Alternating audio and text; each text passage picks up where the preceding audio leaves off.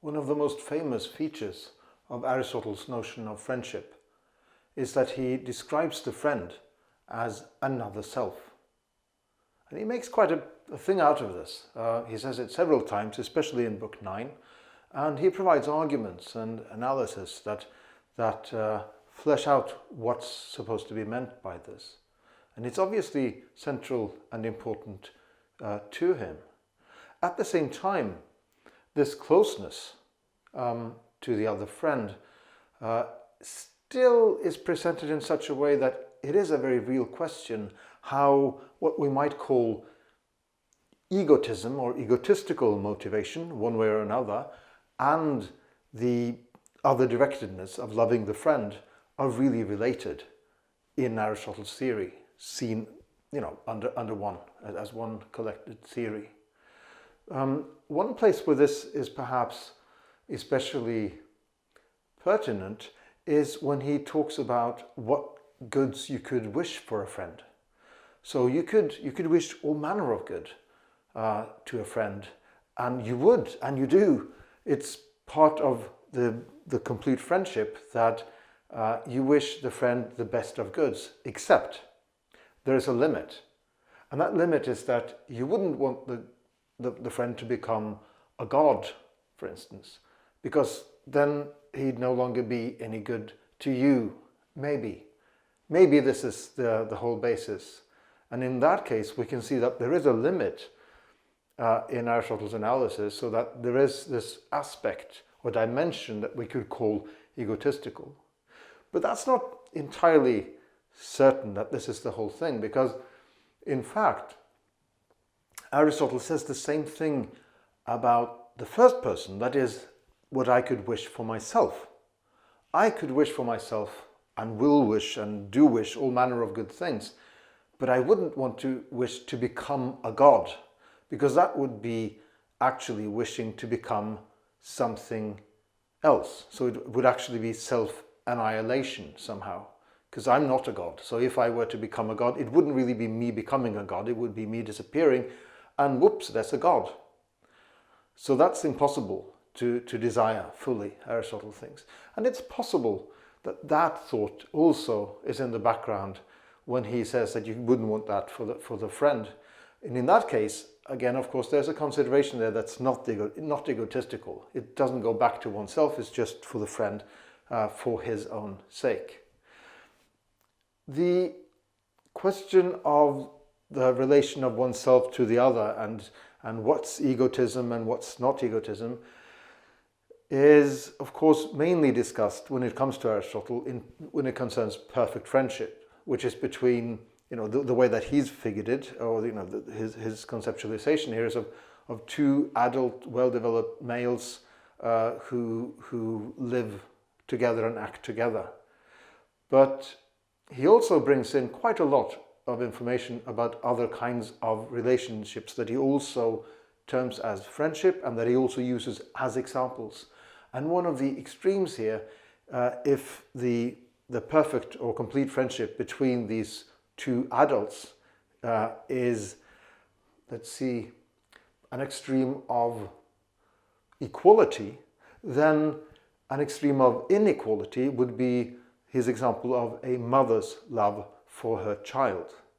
And there you see there is a clear, it's something like a friendship there, but at the same time at an extreme degree of inequality. And part of what characterizes this relationship, according to Aristotle's analysis, is an extreme degree of selflessness, even to the extent that the mother would wish the child to disappear entirely from her life if that was for the best for the child. So here we see both the inequality and at the same time a very clear selflessness according to Aristotle's analysis. Now this is, I think, also interesting because this is one of the places where Aristotle too uses the same terminology that we found in Aristotle, in Plato, about speaking about that which you love as being your own somehow, as belonging to you. again, this Greek term is oikeon, right, which has to do with sort of being part of your household or your economy or your home, part of you. And he then makes a point out of how to the parent, the child is oikeon and more or less kind of a part of them. But it doesn't really work the other way around. Whether it's a child or a tooth, it does not have you as its belonging or as part of you. But so there is a kind of an asymmetry in the relationship in these kinds of relations that also perhaps accounts for some of that extreme in selflessness and also in imbalance when it comes to loving. Another place, in one way another extreme perhaps, but another place where you also have this puzzle regarding inequality and perhaps a question of equalization. How do we sort of equalize so that there is a basis for friendship on both sides? Has to do with the context of political rule. Because in political rule, of course, the political ruler stands in some kind of friendly relation to the populace, to the rest of us living in the city. And it does become slightly puzzling what this relation really consists in. What is the good for the leader? In one way, it seems that if the leader is any good, the rest of us get all the benefit, and it's a question, what's in it for the leader, as it were? Of course, if the leader is corrupt, then we can see that there might be something in it. But if the leader is not corrupt, what's in it for that leader? Well, it seems it's problematic, in fact, for Aristotle to say that it's honor, because he analyzes honor in such a way that it becomes a rather hollow kind of good. And it's actually a question whether it's much of a good at all. Honor, of course, after all, is not something that's much worth in its own right. It's only as an indication that someone else thinks this or that of you, which again is an indication of your own goodness. So the idea of honor is a very dependent and secondary kind of good that really depends on something else, which is not on the form of honor. So honor wouldn't seem to be much of a thing to get out of it. I think perhaps the best answer is that for a good leader, for a good politically active person, it would simply be the virtuous activity itself that would constitute eudaimonia. That would be what would be in it for the leader. Another field that is of particular interest and has been to readers of Aristotle is the question of the husband and wife relationship in the household, which is the basis for the political community. And in this context, he seems to oscillate a little bit. He does speak of that relationship as an aristocratic one, which presumably means that they are both among the rulers, so they sort of partake in the rule of the household, but there is some kind of difference in that likeness, so that the husband is, in the end, the boss.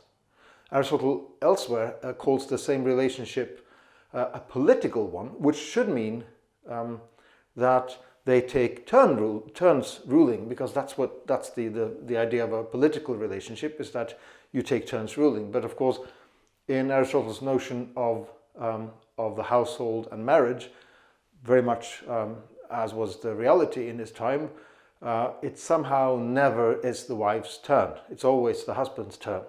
So there is something here that's well worth looking into, and that's possible to interpret in more than one way very clearly in Aristotle. Finally, when returning then to this to the main ideal friendship of Aristotle, that is the friendship based on virtue and goodness and good activity, where you actually are directed towards each other, there seem to be 5 things that characterize your desires vis-a-vis or your attitudes vis-a-vis your friend in this kind of full relationship, where the friend really can be called another self. First of all, you wish good things for your friend. You wish and you do good things for your friend. Secondly, you wish that friend to live and to be, irrespective even of your relationship. So imagine you have a friend who moves away, you hear that that friend died, it will fill you with very real sadness, even though you do not have any shared activity at the time going on. Third, you enjoy spending time with your friend. Fourth, you choose the same goods. And fifth, when you experience things in life, then you will share sorrows and joys. Now, four of these, 1, 2, 3, and 5, they all seem to sort of build very clearly on the idea that you are, after all, in the end, two separate persons. So perhaps the fourth idea, the fourth characteristic, namely the idea of choosing the same goods, is the one that tells us most about how your identities could, how closely your identities could be said to sort of merge, so that you are in a way one, so that the friendship constitutes some kind of shared agency. And that's something quite special in the idea of friendship in Aristotle, this idea of choosing goods in such a way that you're living together. And here again we are reminded, to make the full circle, we are reminded of Aristotle's very definition of eudaimonia. Eudaimonia is virtuous activity, and in the full sense of friendship, in which, according to Aristotle, and to what extent this is meant somehow metaphorically or it's meant literally, the friend is another self. And in this kind of relationship, that also suggests that your shared activity, more or less, means really living together and sharing a life.